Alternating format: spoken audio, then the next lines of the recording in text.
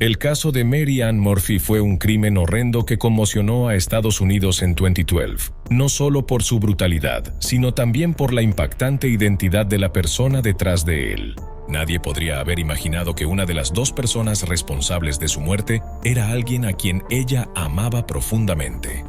Un crimen encubierto por una falsa llamada de emergencia sobre un allanamiento, seguido de negación y culpabilidad hacia otros para evitar responsabilidades. En el centro de esta tragedia había un teléfono móvil y un amor que nunca fue aceptado por la familia ni por la sociedad. ¿Qué fue lo que realmente ocurrió en este caso? ¿Por qué una hija haría algo tan desgarrador a su propia madre? Descubrámoslo en el video de hoy. Si te interesan las historias sobre casos reales impactantes, no olvides darle like, suscribirte y activar la campana de notificaciones para que no te pierdas ninguno de nuestros videos intensos y conmovedores.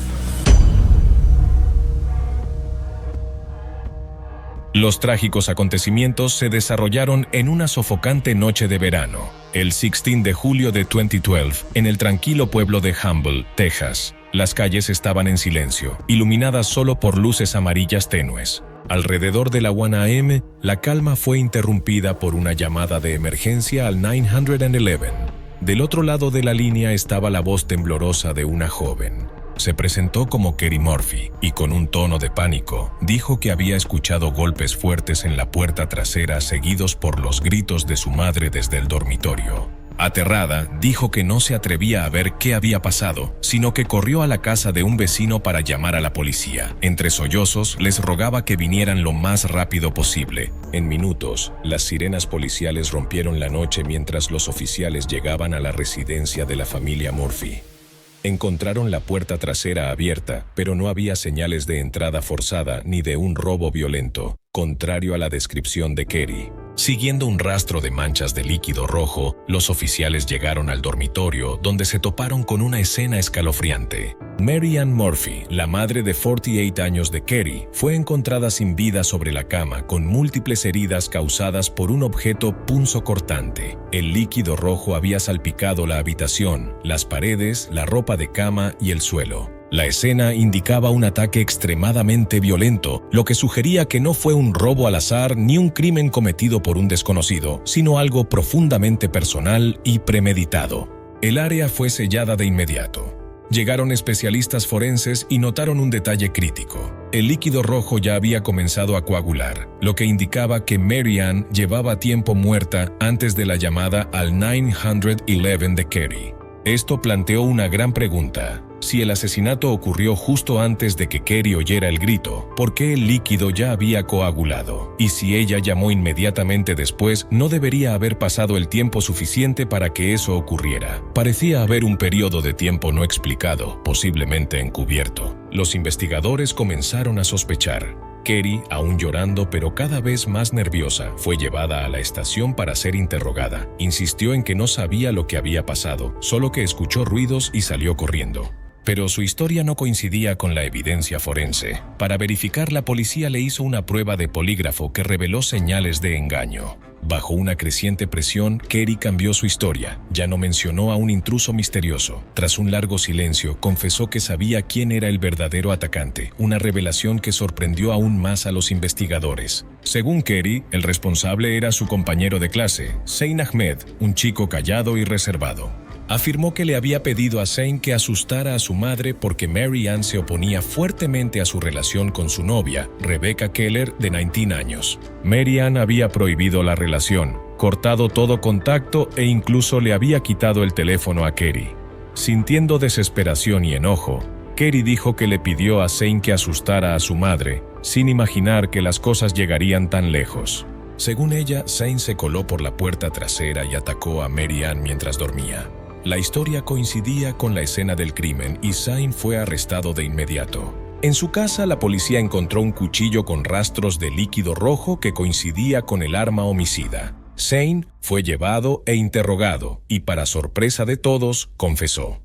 Al principio parecía que el caso estaba resuelto. Un adolescente actuó impulsivamente, dañando a alguien debido a la presión emocional, pero algo en su confesión no cuadraba. Zane afirmó que subió al dormitorio, pero la casa era de un solo piso. Dijo que apuñaló a Mary Ann 4 veces, pero la autopsia reveló más de 70 heridas. No conocía la distribución de la casa ni podía describir con precisión la escena. Las cosas se complicaron aún más cuando los padres de Zane le proporcionaron una coartada sólida. La noche del crimen, él estaba en casa jugando videojuegos con testimonios y registros de actividad en Internet que lo confirmaban. Una vez más, los investigadores se dieron cuenta de que habían sido engañados y esta vez la verdad detrás de la mentira era mucho más perturbadora. La confesión de Zane Ahmed fue sorprendentemente rápida y carecía de coherencia, lo que generó dudas entre los investigadores. Cuanto más lo interrogaban, más se daban cuenta de que posiblemente solo era un chivo expiatorio, arrastrado a un complot criminal que no comprendía del todo.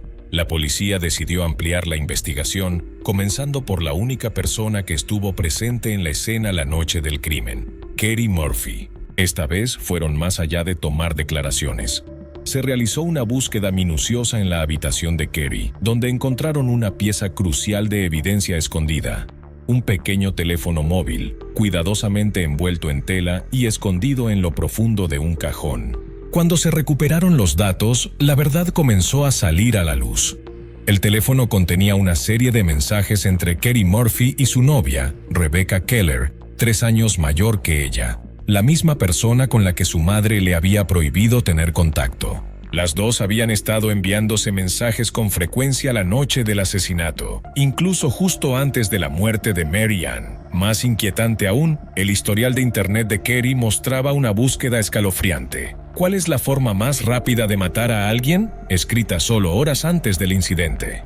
El momento de esa búsqueda coincidía estrechamente con su conversación con Rebecca, lo que sugería que no solo estaban hablando esa noche, sino también planeando algo siniestro. En ese punto, la investigación se centró en Rebecca Keller, quien fue arrestada esa misma noche bajo sospecha de participación en el crimen. Con el descubrimiento del teléfono escondido, la policía creyó haber encontrado la clave del caso. Se hizo evidente que no fue un acto espontáneo, fue un plan premeditado para cometer un asesinato.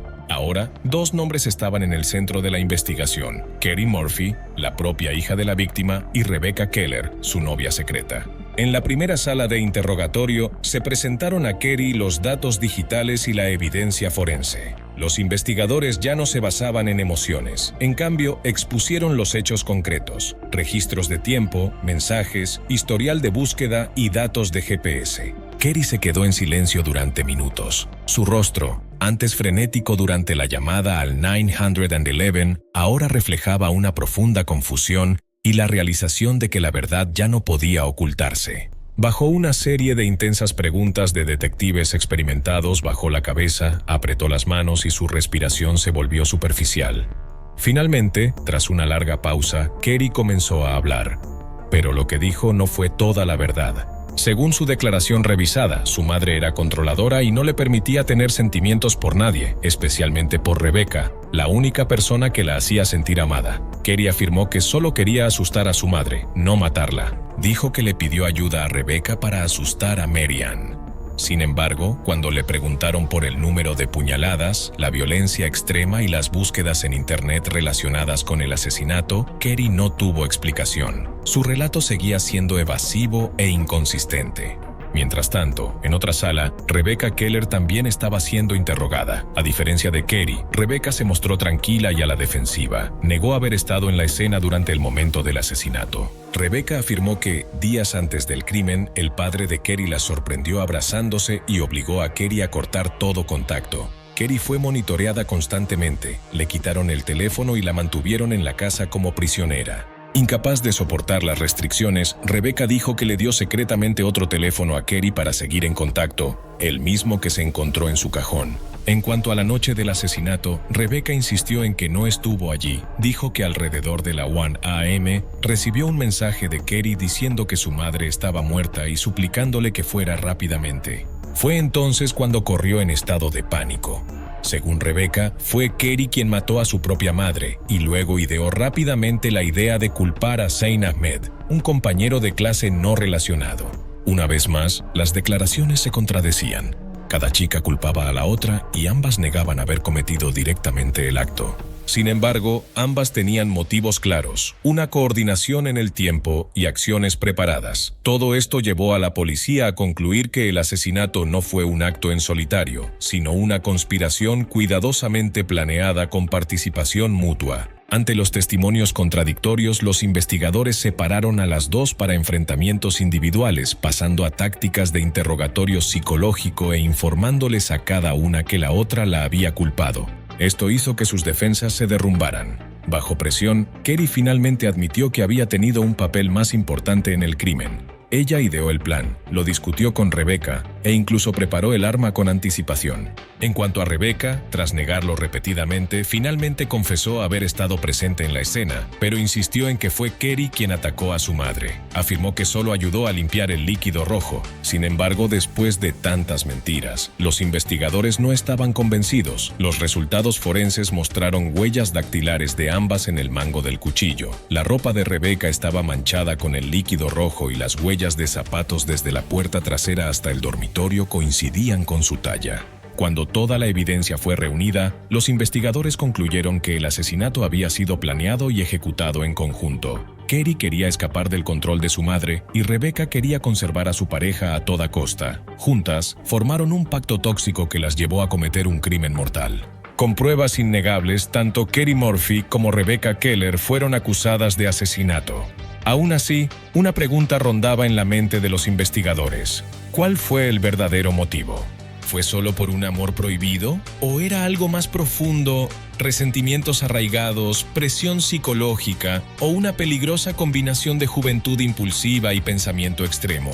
Kerry Murphy, de 16 años, era la única hija de Mary Ann Murphy, una madre soltera estricta pero dedicada que trató de criar a su hija con valores morales tradicionales. Desde pequeña, Kerry fue una niña introvertida. Tenía pocos amigos, hablaba poco y siempre se mantenía alejada del mundo que la rodeaba. Con el tiempo, ese silencio creó una brecha cada vez mayor entre ella y su madre, especialmente durante los emocionalmente inestables años de la adolescencia. Las cosas comenzaron a cambiar cuando Kerry conoció a Rebecca Keller, una joven de 19 años que solía vivir cerca. A pesar de la diferencia de edad, rápidamente desarrollaron un vínculo estrecho que se fue profundizando con el tiempo. Para Kerry, Rebecca era la única persona que realmente la entendía y la escuchaba. Su conexión iba más allá de la amistad, cruzando límites que ni la familia ni la sociedad aceptarían. Mantenían su relación en secreto, evitando la atención de quienes las rodeaban. Pero los secretos no duran para siempre.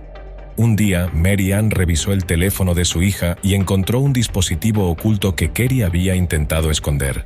Los mensajes en él revelaban una relación que claramente había sobrepasado los límites apropiados, especialmente considerando la edad de Kerry.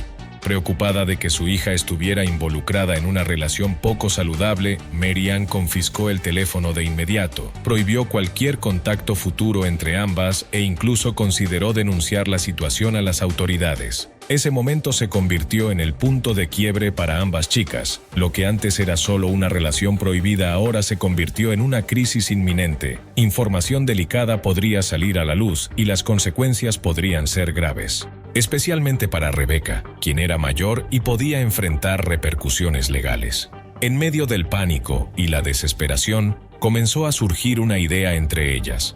Si la madre ya no estaba en la ecuación, todo podría permanecer oculto para siempre. Tras perder acceso a su teléfono, Kerry se mantuvo en contacto secreto con Rebecca a través de otro dispositivo que ella le había proporcionado. Sus mensajes pasaron de intercambios emocionales a conversaciones tensas y oscuras. Comenzaron a hablar sobre cómo eliminar el mayor obstáculo que amenazaba su relación y su futuro. La noche del 15 de julio de 2012, Kerry buscó en internet métodos para hacer daño a otros. Rebecca accedió a llevar a cabo el plan que ambas habían estado formando en silencio. Esa noche, Rebecca se acercó a la casa por la parte trasera, a través de una puerta que Kerry había dejado abierta previamente. Portando un objeto punzante, entró en silencio al dormitorio donde Mary Ann dormía profundamente. El ataque fue rápido pero extremadamente violento.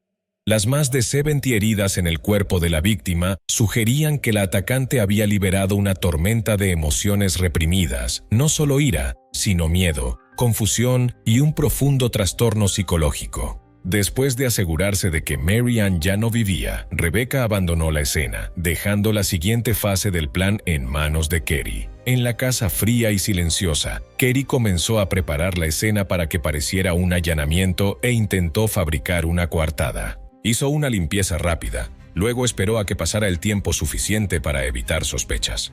Alrededor de la 1 a.m., horas después del incidente, salió de la casa, corrió a la casa de un vecino y llamó a la policía. Informó que un intruso había entrado por la puerta trasera y que escuchó a su madre gritar, pero que tenía demasiado miedo para regresar. Cuando la policía llegó, encontró a Mary Ann sin vida en su cama, con heridas graves, pero los investigadores notaron rápidamente un detalle clave. El líquido rojo de la víctima ya había comenzado a coagular, lo que sugería que el momento de la muerte había sido mucho antes de la llamada de Kerry al 911. Esta fue la primera pista de que su historia no cuadraba. En su declaración inicial, Kerry mencionó a un compañero de clase llamado Zain Ahmed, afirmando que le había pedido que asustara a su madre, sin intención de que las cosas llegaran tan lejos. Ingenuo y abrumado, Zain, quien no tenía relación alguna con el caso, se sintió tan impactado por la acusación que confesó por error, llevando a la policía a sospechar temporalmente de él. Sin embargo, durante el interrogatorio surgieron múltiples inconsistencias. Zain no conocía la distribución de la casa, no podía explicar el número de puñaladas, y sus padres confirmaron su coartada. Tras descartar a Zain, la policía centró su atención en Kerry y Rebecca. Ambas fueron arrestadas y detenidas en espera de juicio.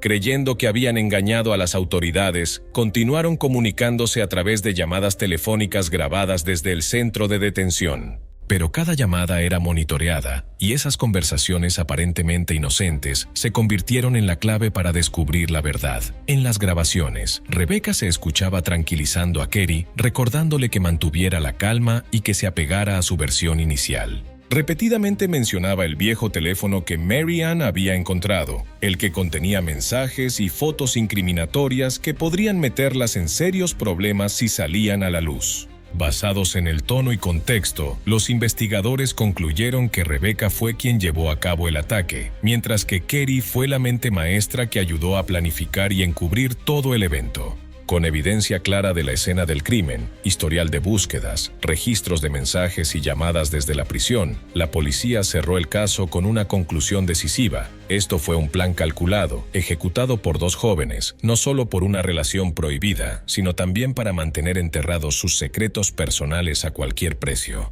Cuando el caso se hizo público, la comunidad esperaba un juicio de alto perfil donde ambas chicas serían responsabilizadas por sus actos.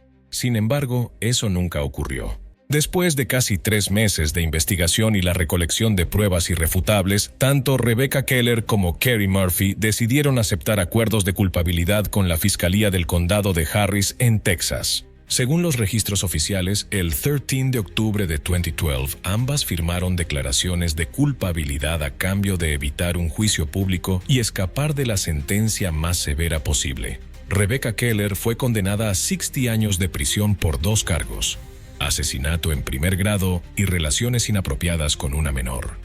Debe cumplir al menos 30 años antes de ser elegible para libertad condicional.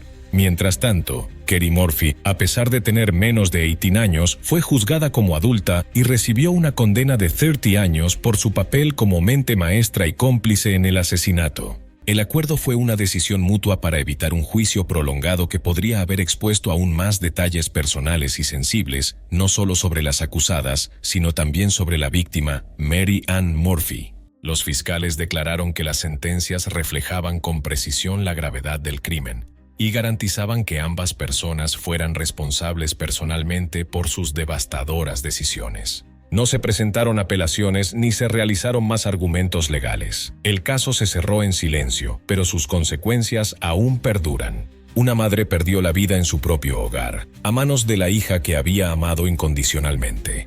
Una joven perdió su juventud y su futuro. Y una relación que comenzó con confusión emocional terminó en tragedia y con las duras consecuencias de la ley. El caso de Kerry Murphy y Rebecca Keller sorprendió a muchos, no solo por la brutalidad del crimen, sino también por la identidad y los motivos inesperados de las involucradas. Dos chicas sin antecedentes criminales ni problemas conocidos fueron llevadas al asesinato por una relación prohibida y el temor a ser descubiertas. Esta no es solo una historia de asesinato, es un llamado de atención sobre los peligros de la inestabilidad emocional, la falta de orientación moral y la incapacidad para resolver conflictos entre los jóvenes. En una sociedad cada vez más abierta, la necesidad de una educación adecuada sobre relaciones, emociones y consecuencias legales para los adolescentes es más urgente que nunca. Si Kerry hubiera sabido que los conflictos con sus padres podían resolverse mediante el diálogo, o si Rebecca hubiera tenido la claridad para alejarse antes de que fuera demasiado tarde, quizás esta tragedia se habría evitado. Esa es la historia completa de este desgarrador caso de una hija que le quitó la vida a su madre tras ser descubierta con mensajes comprometedores. Nos encantaría conocer tu opinión sobre este caso. Por favor, comparte tus pensamientos en los comentarios. Gracias por ver el video de hoy. No olvides darle like y suscribirte a nuestro canal para más historias únicas, misteriosas y que invitan a la reflexión.